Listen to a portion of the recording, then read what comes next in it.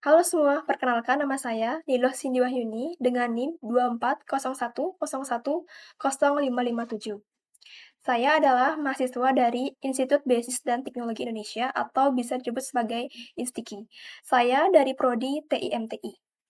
Di sini saya akan menjelaskan demo mengenai sistem informasi bioskop, yang dimana saya akan membuat CDM dan PDM-nya menggunakan eh, aplikasi yang bernama Power Designer. Ini adalah tampilan dari aplikasinya ya. Yang pertama, langkah pertama kita buat terlebih dahulu new modelnya, yaitu untuk membuat dari CDM atau Conceptual Data Model. Kita pilih model types, kita pilih Conceptual Data Model. Nah, nanti kita namakan di sini, yaitu CDM bioskop. Kita pencet OK. Oke, sudah seperti ini muncul. Selanjutnya kita akan membuat entitasnya. Di sini saya akan membuat 8 entitas, yaitu yang pertama ada entitas film, lalu ada studio, kemudian ada jadwal tayang, tiket, pelanggan, pegawai, ada transaksi, dan yang terakhir adalah konsesi makanan. Yang pertama saya akan membuat entitas film ya. Pertama kita buat terlebih dahulu tabelnya ya. Maaf ada kesalahan sedikit.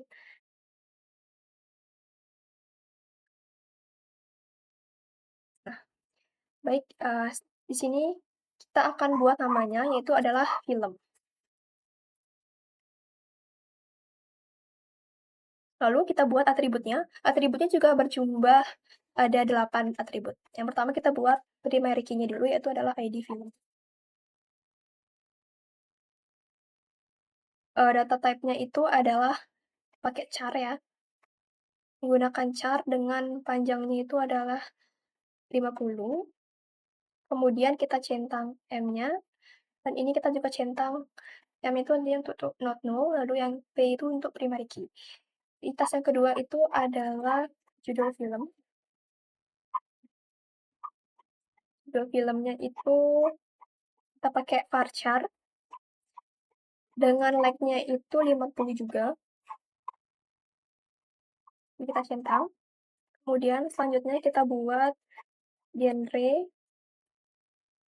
pakai varchar juga, karena varchar itu untuk angka dan huruf. Untuk genre saya pakai 50 saja. Kita centang juga. Selanjutnya entitas yang keempat, atribut yang keempat, kita buat durasi. Di sini durasinya saya pakai time.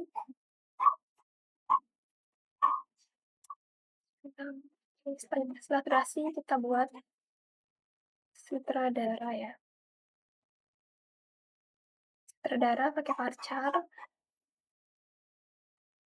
Lengthnya kita centang juga M-nya. Selanjutnya, setelah sutradara, kita buat rating usia.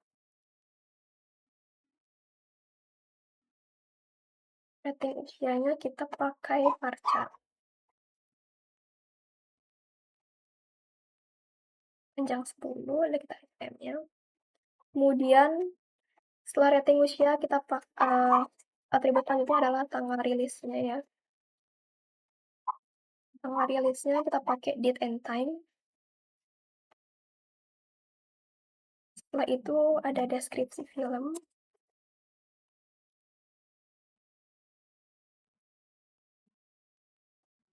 Kita pakai varchar ya. Dengan length-nya itu adalah 100. Kita centang juga M-nya. Kemudian atribut yang terakhir itu adalah bahasa. Jadi totalnya ada 9 atribut. Sini memakai varchar. Varchar dengan panjang. Baik, di sini ada 9 atribut.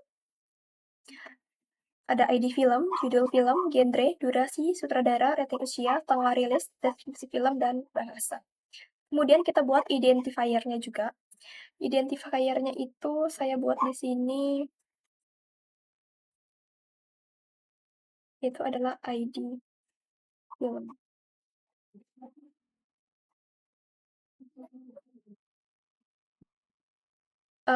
Ini tadi, dalam bentuk barker ya. Sekarang kita akan ubah supaya bentuknya itu menjadi kotak. Yang pertama kita klik kanan, lalu pencet model option, kemudian notation-nya kita ganti menjadi IR Miris, kita pencet OK. Kita pencet yes. Nah, ini akan muncul, bentuk kotak dengan ID film sebagai identifier-nya. Kemudian, selanjutnya saya akan membuat entitas yang kedua. Entitas yang kedua. Nah, ini adalah entitas yang kedua dengan nama studio. Saya akan membuat entitas studio atau tabel studio. Atributnya, di studio saya yang pertama itu di studio kurang lebih yang pertama kita buat ID studio ya. Dengan data type-nya itu adalah seperti biasa, memakai char dengan panjangnya itu adalah 10. Kita centang ID studio sebagai primary key. Lalu yang kedua, saya akan membuat atributnya adalah nama studio. Nama studio kita memakai varchar dengan panjangnya itu adalah 50. Kemudian kita centang di M-nya. Selanjutnya, atribut yang ketiga adalah tipe studio. Tipe studio, kita memakai varchar juga dengan panjang 20. Kita centang M-nya. Kemudian, kapasitas ya. Kapasitas, di sini saya memakai data type-nya adalah varchar dengan panjang 20. Kita centang juga M-nya. Lalu atribut yang kelima, itu adalah lokasi lantai. Itu lokasi lantai dari studionya. Kita pakai varchar juga dengan panjang 20. Maaf, ini dengan panjang 20 kita centang juga M-nya, artinya dia not null. Kemudian atribut yang keenam itu adalah status. Status di sini itu adalah maksudnya apakah studionya itu dipakai atau tidak. Kita pakai varchar dengan like-nya 20.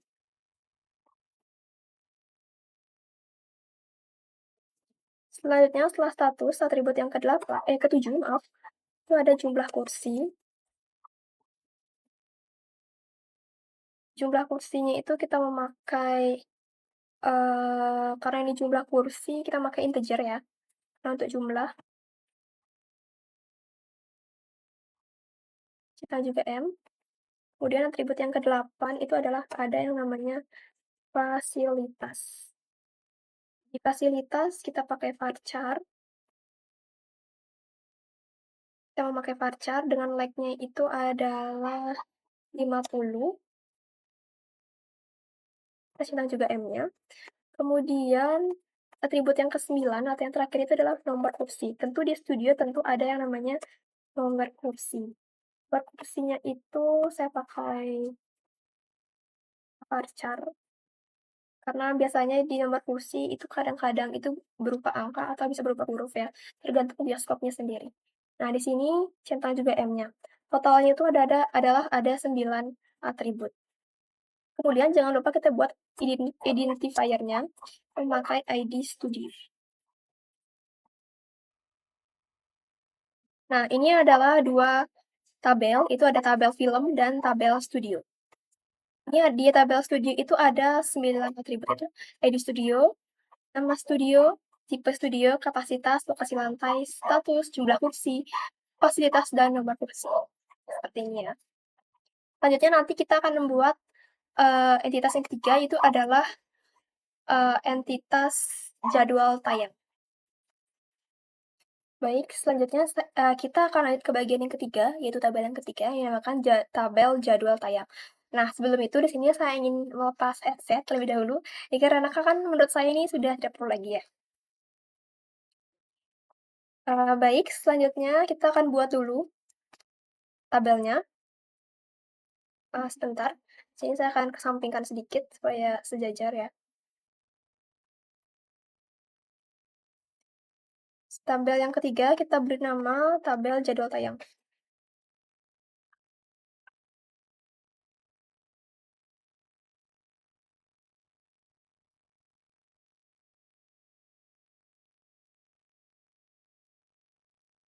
Selanjutnya di sini atributnya berjumlah sekitar 8 atribut ya. Yang pertama itu ada ID jadwal sebagai primary key. Untuk tipe datanya kita memakai tipe data chart dengan like-nya itu sebanyak 10. Selanjutnya adalah tanggal tayang.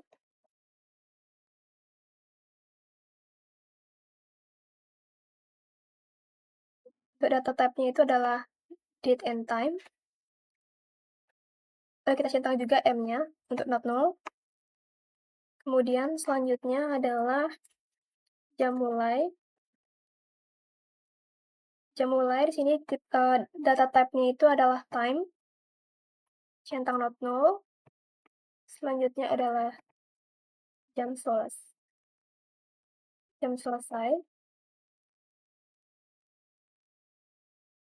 Tipe datanya adalah time. Centang not null juga. Selanjutnya atribut yang kelima itu adalah status jadwal. Status jadwal di sini berfungsi untuk apakah jadwalnya ada di saat hari itu atau tidak teridentifikasi ya. Untuk status jadwalnya itu memakai tipe data type varchar dengan length-nya itu sebanyak 20. Tercetak juga not null-nya. Kemudian ada bahasa.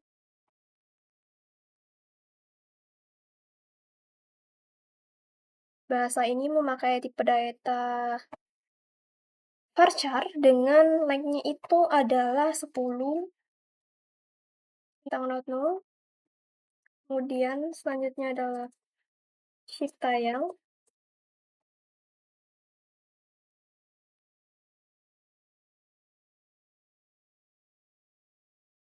Data type-nya adalah varchar dengan length-nya adalah 10 tentang not null juga. Selanjutnya atribut yang ke-8 adalah tipe penayangan. Tipe penayangan di sini maksudnya adalah apakah film tersebut adalah film perdana atau film lanjutan. Karena kan biasanya di film ada seperti itu ya, untuk film yang pertama kali tayang atau yang sudah tayang sebelumnya. Tentang not null, di totalnya ada 8 atribut, itu ada ID jadwal, terus ada tanggal tayang, jam mulai, jam selesai, status jadwal. Status jadwalnya maaf ya, sedikit ada typo di sini. Kemudian ada bahasa, shift tayang, dan tipe penayangan. Oke, ini adalah untuk entitas yang ketiga. Untuk identifier-nya itu di sini saya memakai ID jadwal tayang. ID jadwal ya.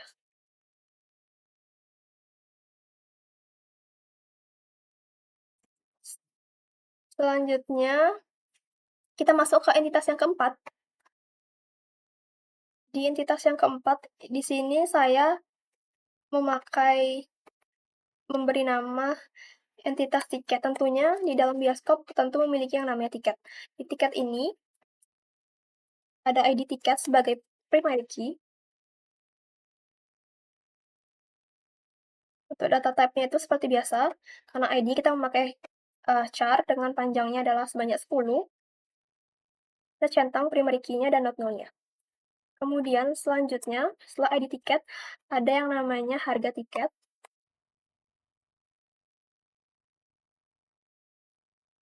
Di harga tiket, di sini kita memakai desimal ya. Desimal, sebentar ya, saya mencari di mana desimalnya. Oh, sini desimalnya. Oke, untuk panjangnya 50.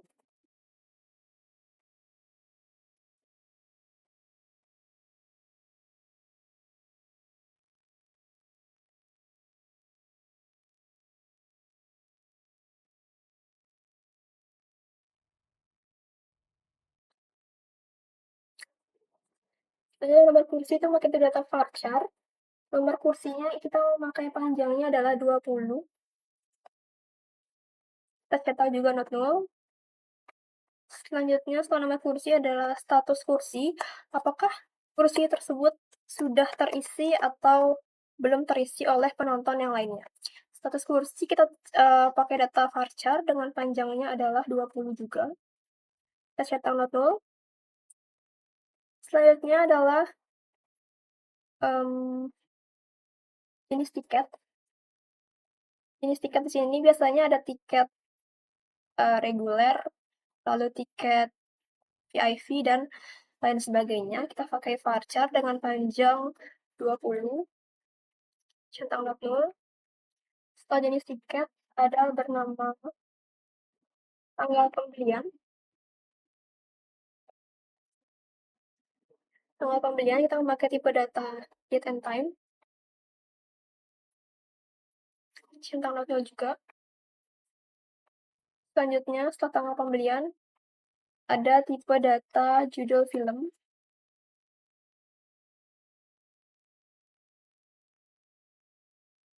Judul film, ini tipe datanya adalah varchar. Dengan memakai panjang itu adalah 50. Dan not null juga. Selanjutnya, yang terakhir itu adalah metode pembayaran. Dan pembayaran ini memakai tipe data varchar dan panjangnya adalah 20. Untuk identifier, karena ini adalah tiket, kita pakai ID underscore tiket.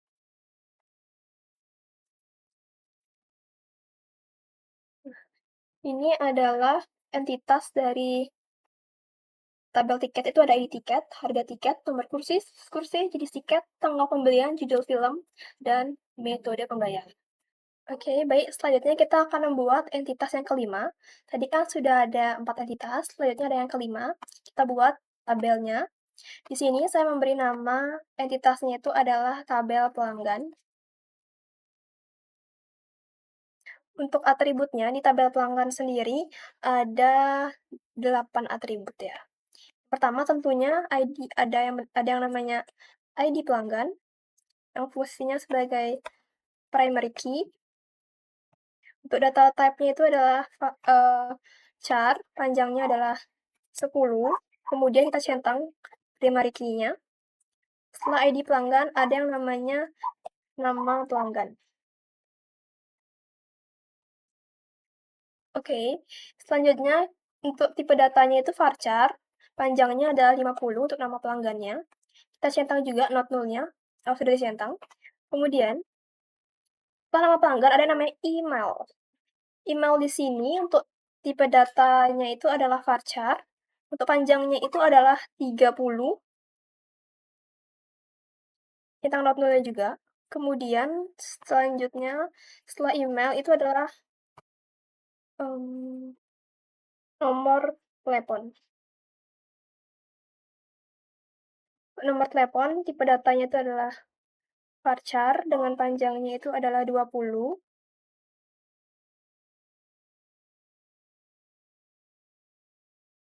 Selanjutnya, setelah nomor telepon adalah jenis kelamin. Biasanya ini untuk data gender, itu jenis kelamin itu adalah varchar, panjangnya itu adalah 20. Selanjutnya, setelah jenis kelamin itu adalah tanggal lahir. Tanggal lahir di sini memakai tipe data date and time, centang not null. Setelah tanggal lahir ada alamat,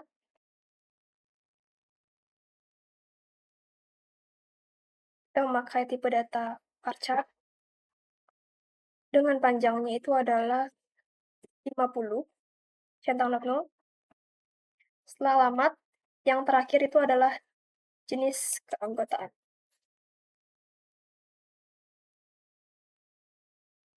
Tipe datanya itu adalah varchar dengan panjangnya itu adalah 30. Kita centang juga not null-nya. Selanjutnya adalah identifier-nya, itu adalah ID pelanggan. Baik, sini sudah ada 5 entitas. Yang bagian pelanggan itu adalah ID pelanggan, nama pelanggan, email, nomor telepon, jenis kelamin, tanggal lahir, alamat, dan jenis ke anggota. Bentar, ini ada yang salah sedikit.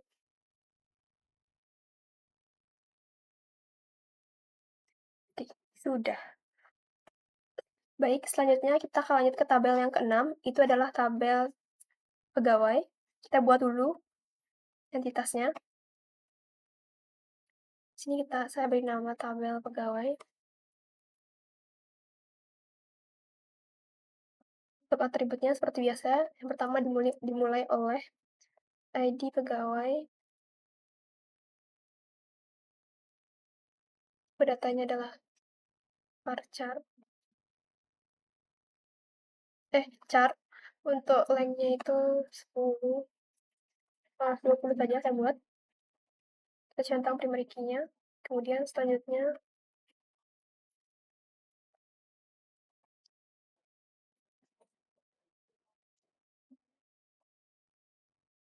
nama pegawai. Untuk data type-nya adalah varchar. Kemudian lengthnya adalah 50.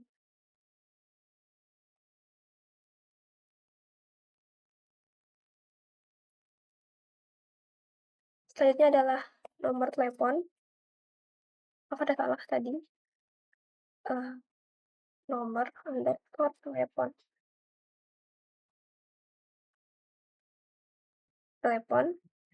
Untuk data type-nya sini sama kayak varchar. Ukuran panjangnya dari 20. Centang letter. Selanjutnya adalah jabatan. Varchar.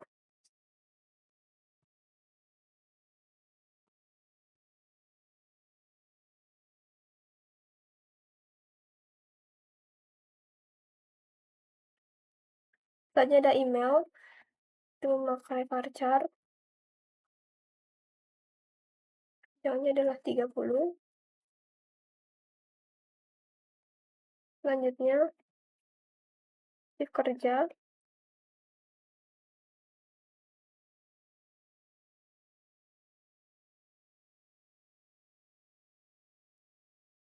Varchar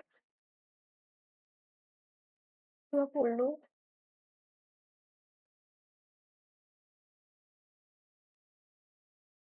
Shift kerja itu adalah alamat negara. Alamat pegawainya itu varchar dan panjangnya adalah 50 karena alamat.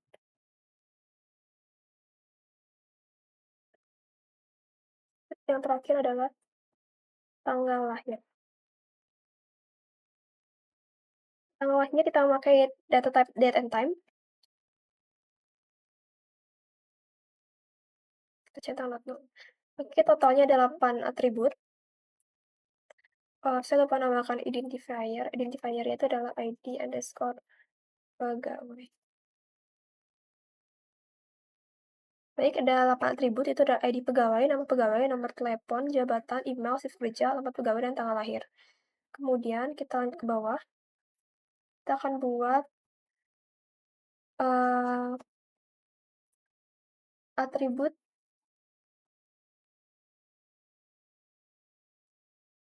yang ketujuh.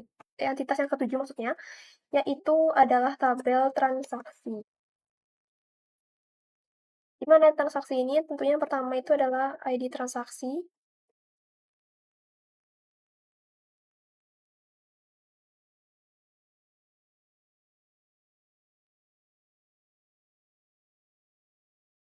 Ada ID transaksi, data type-nya adalah seperti biasa chart, dengan panjangnya adalah 20. Centang primary key. Maaf tadi ada gesekan sedikit. Selanjutnya adalah tanggal transaksi, yaitu memakai tipe data date.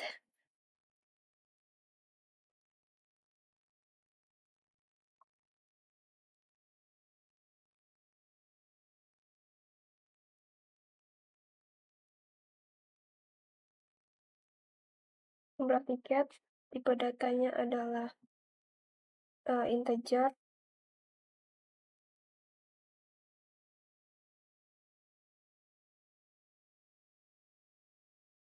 setelah jumlah tiket itu ada pajak.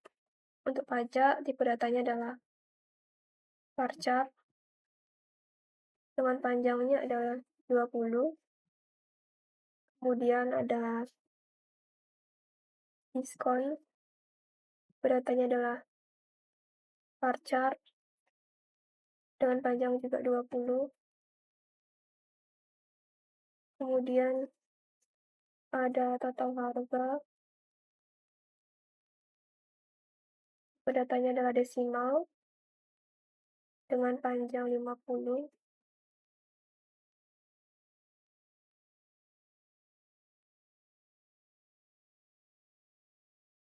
Kemudian ada metode pembayaran, tipe datanya adalah varchar,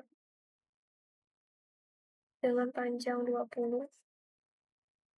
Selanjutnya yang terakhir adalah status transaksi,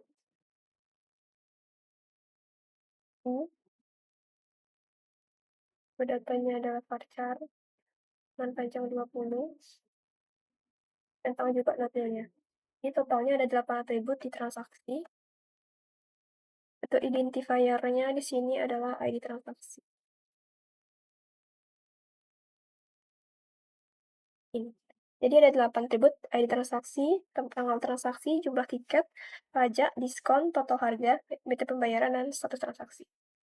Selanjutnya, entitas yang ke-8 atau entitas yang terakhir itu adalah konsesi makanan. Apa itu konsesi makanan? Nah, konsesi makanan di sini itu adalah maksudnya loket untuk membeli makanan dan minuman di bioskop, yaitu biasanya membeli popcorn dan minuman-minuman lainnya. Nah, di sini saya sediakan terpisah dengan tiket bioskop ya. Seperti biasa, dimulai dari ID konsesi, tipe datanya adalah char,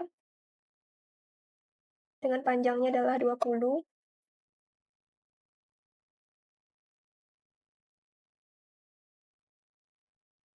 Centang sebagai primary key. Nah, saya centang terlebih dahulu mandatorinya karena akan ada sekitar 8 atribut.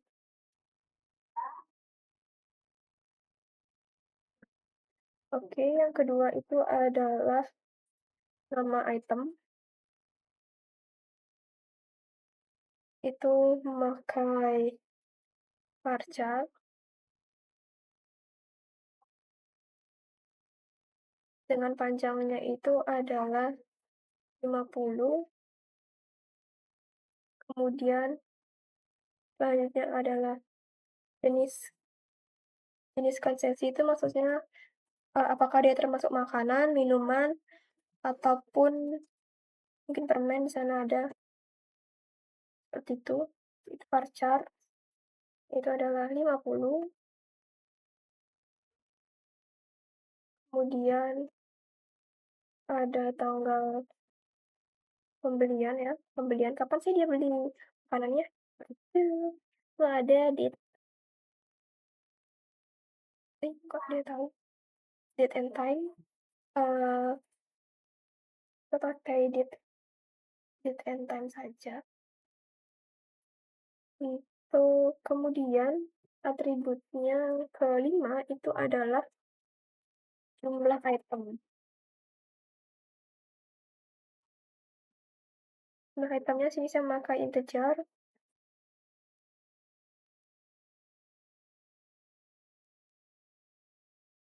Yang keenam adalah diskon. Biasanya dalam bioskop itu sering ada yang namanya diskon. Diskon saya memakai varchar dengan jumlahnya adalah 20.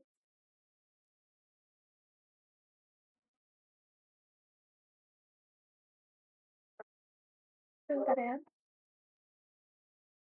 Ini adalah total harga. Ini saya memakai desimal.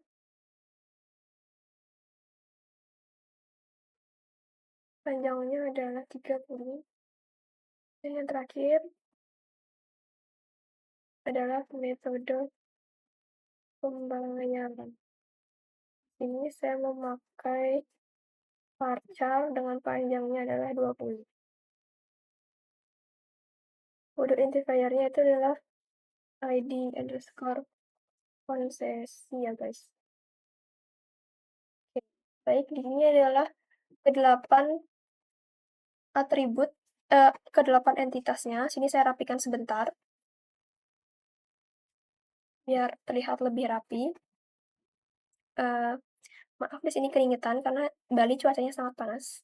Jika ingin dingin kita akan pindah ke Eropa. Sudah. Nanti kan saya akan lanjutkan ke bagian relasi ya. Baik, di sini kita akan lanjutkan ke bagian dari relasi. Nah, relasi di sini itu fungsinya untuk menghubungkan satu entitas dengan entitas yang lain. Jadi nanti di bagian PDM dengan relasi ini akan terbentuk yang namanya Forenski dari masing-masing entitasnya. Nah, di sini relasi yang pertama itu adalah ada entitas film dan entitas studio. Nah, antara film dan studio relasinya itu adalah one to many, di mana satu film ditayangkan oleh banyak studio. Kita pilih relasi, kita tarik garis di sini. Di sini kita akan beri nama relasinya itu adalah, saya perbesar sebentar, itu adalah ditayangkan. Yaitu satu film ditayangkan oleh banyak studio, itu one to many ya. Selanjutnya, ke bagian entitas studio dan jadwal tayang, itu relasinya adalah one to many, di mana satu studio ditayangkan oleh satu studio itu mempunyai banyak jadwal tayang.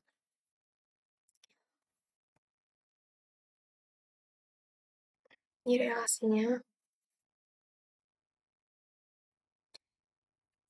Saya pakai nama mempunyai. Dimana satu studio mempunyai banyak jadwal tayang. Kita pencet OK. Kemudian kita lanjut ke bagian relasi antara jadwal tayang dan film.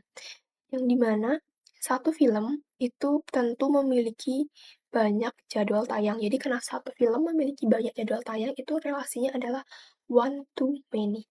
Kita tarik garis dari film, sebentar, ke jadwal tayang. Nah, itu relasinya adalah one to many. Dimana satu film, saya pakai nama memiliki banyak jadwal tayang. Kalau kita pindahkan sedikit, karena agak ada relasi yang lainnya lagi. Nah, seperti ini.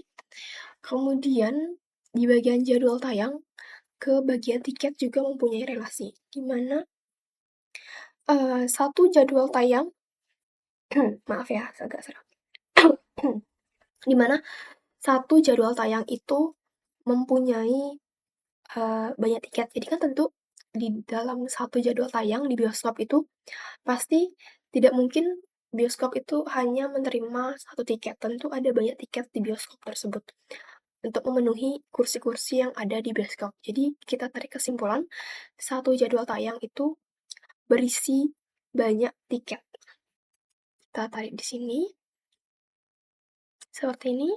Nah, ini kan jadi relasi yang keempat, yaitu satu jadwal tayang, saya pakai nama berisi banyak tiket. Nah, sudah seperti ini. Kita turunkan sedikit garisnya supaya tidak bentrok antara yang atas. Segini aja. Yang bawah kita naikkan sedikit. Oke. Nah, seperti ini. Kemudian kita lanjut ke tabel antara film dan tiket. Antara film dan tiket tentu memiliki relasi, yang dimana relasinya itu adalah one to many. Satu film menjual banyak tiket. Relasinya adalah one to many ya. Oke, di sini kita akan tarik garis antara tiket dan film. Itu satu film menjual banyak tiket. Kita beri nama di sini menjual, kita pindahkan sedikit supaya tidak terlalu dekat.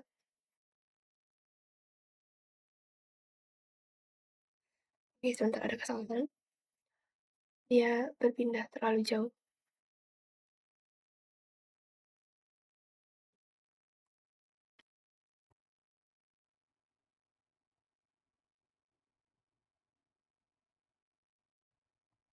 Oke,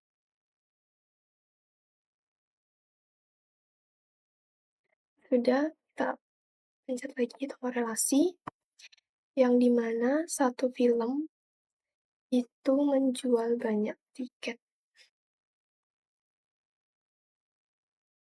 Kita namakan dengan menjual. Oke, ini sudah di bagian atasnya, kita lanjut ke bagian bawah, yang dimana di bagian interaksi tiket dan transaksi itu relasinya adalah many to one, dimana satu tiket dipesan dalam banyak many to one itu banyak tiket dipesan dalam satu transaksi. Itu hubungannya adalah many to one ya. Satu tiket dipesan dalam banyak transaksi. Saya beri nama kita ganti di sini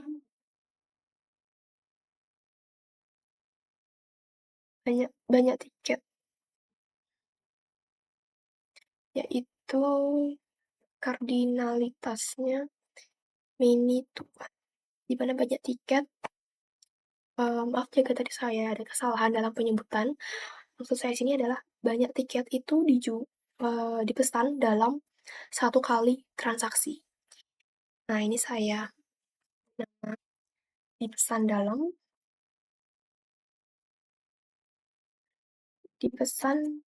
ya. Dipesan dalam satu kali transaksi. Oke, sudah. Selanjutnya ada hubungan antara transaksi ke bagian pelanggan dan bagian pegawai, tapi sebelum itu saya lanjut ke entitas pelanggan dan pegawai, di mana antara pelanggan dan pegawai itu relasinya adalah satu pegawai melayani banyak pelanggan ya, atau banyak customer. Saya tarik garis, saya namakan di sini melayani. Sudah, one to many, satu pelanggan melayani banyak pegawai. Sudah benar ya, one to many. Kemudian antara pelanggan dan transaksi itu juga terjadi sebuah relasi yang dimana satu pelanggan melakukan banyak transaksi. Jadi hubungannya itu one to many juga.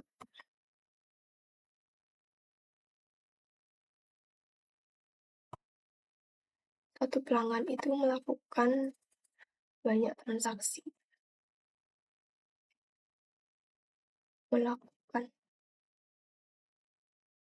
Nah, sudah.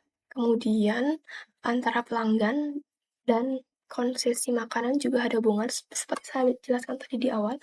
Konsesi makanan di sini itu khusus untuk pembelian makanan dan minuman di bioskop seperti popcorn, minuman dan lain sebagainya. Kalau transaksi di sini itu untuk pembelian tiket. Jadi entitasnya itu dipisah ya di dalam bioskop, tidak menjadi satu kesatuan dalam bioskop yang saya buat ini. Nah, antara pelanggan dan konsesi makanan itu hubungannya sama juga, one to many, yaitu satu pelanggan membeli banyak konsesi makanan ya.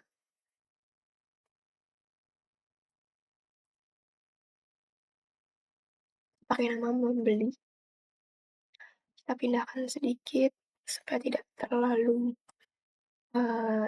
dekat.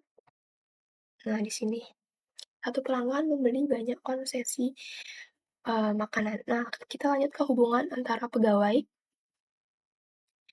yang dimana antara pegawai dan transaksi dan antara pegawai dan konsesi makanan ya.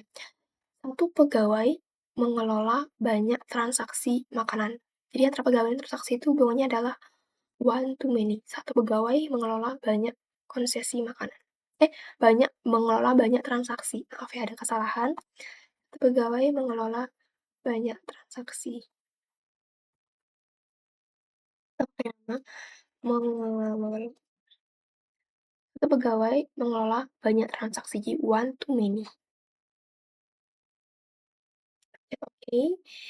Kemudian antara pegawai dan konsesi makanan, hubungannya juga sama, one to many. Tapi di sini saya ubah namanya karena ini sudah mengelola, kan dalam relasi itu tidak boleh namanya sama, karena kalau sama itu akan terjadi ke-error-an. Di sini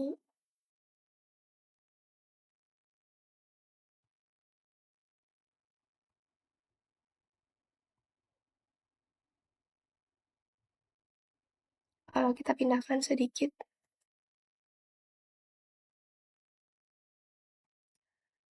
sebentar,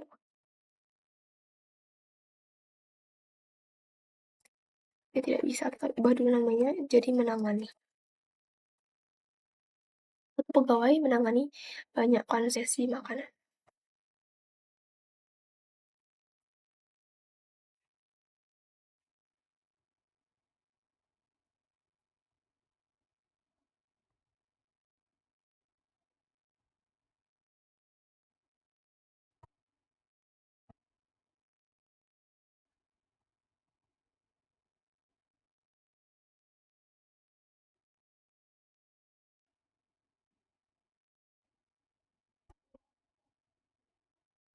Sebentar,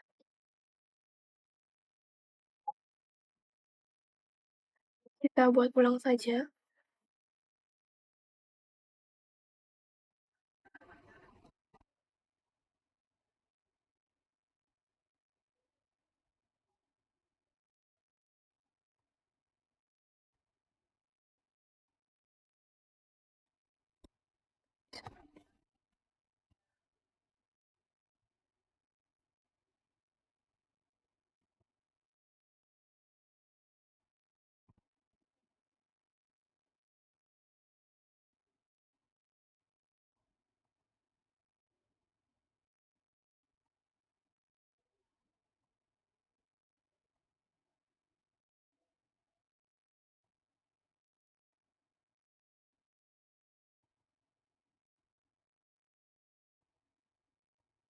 Biarkan saja. Jadi, pegawai itu mengelola banyak konsesi,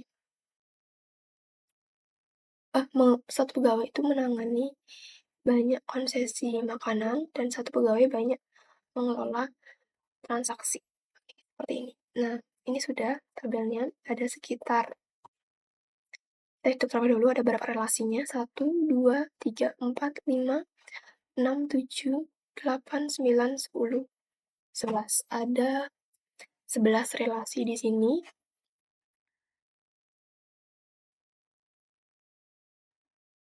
Tunggu sebentar ya, kita akan hitung dulu.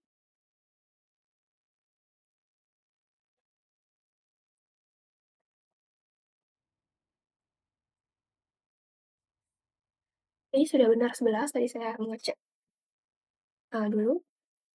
Setelah itu, kita akan melakukan pengecekan error di sini. Apakah CDM konseptual data model yang kita buat itu ada error atau tidak? Caranya kita pencet, saya akan pencet Fn plus F4. Nah, kita pencet OK. Apakah ada error di sini? Nah, baik, di sini tidak ada error, yang artinya ada tulisan 0 error dan 10 warning. Nah, kalau warning di sini itu tidak masalah ya. Biasanya warning itu biasanya karena ada nama atribut yang sama di satu entitas dengan entitas yang lain.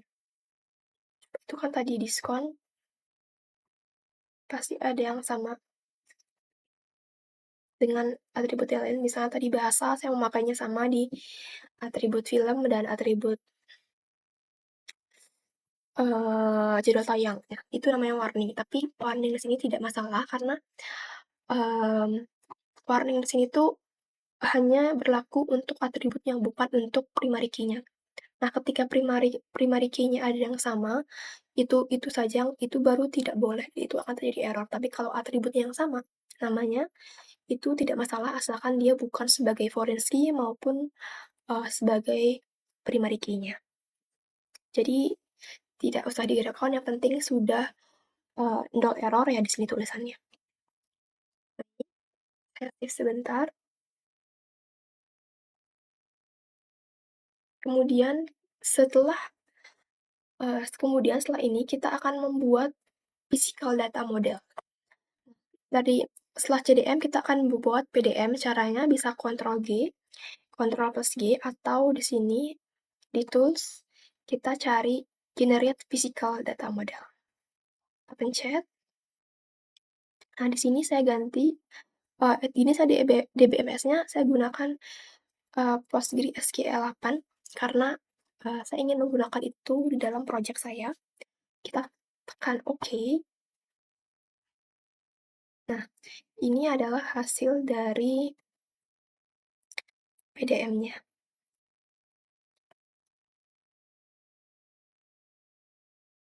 Ini adalah hasil dari PDM-nya.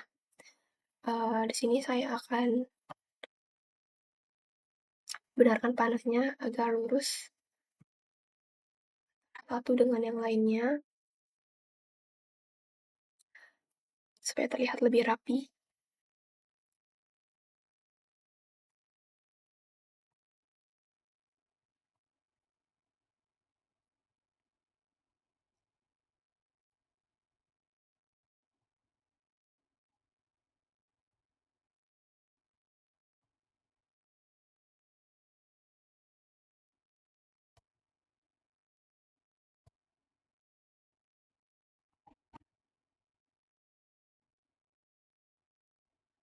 Di sini warnanya itu warna biru muda karena kita tidak ada transaksi yang uh,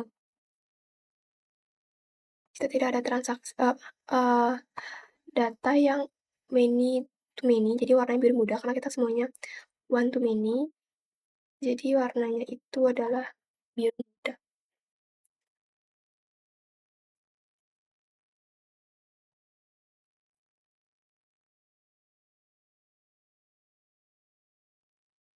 Baik.